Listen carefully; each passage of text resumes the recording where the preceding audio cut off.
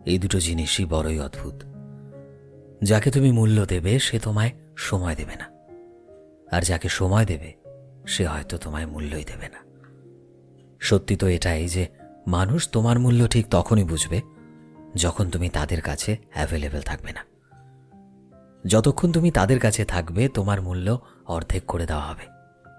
ভেবে দেখেছো কি যে মানুষটাকে তুমি তোমার সব থেকে বড় প্রায়োরিটি মনে করো, কখনো কখনো তার কাছে তুমি শুধুমাত্র অপশন হয়ে যাও। এজন্য মূল্য তাকেই দাও যে তোমায় সময় দেয়, আর সময় তাকে দাও যে তোমায় মূল্য দিতে জানে।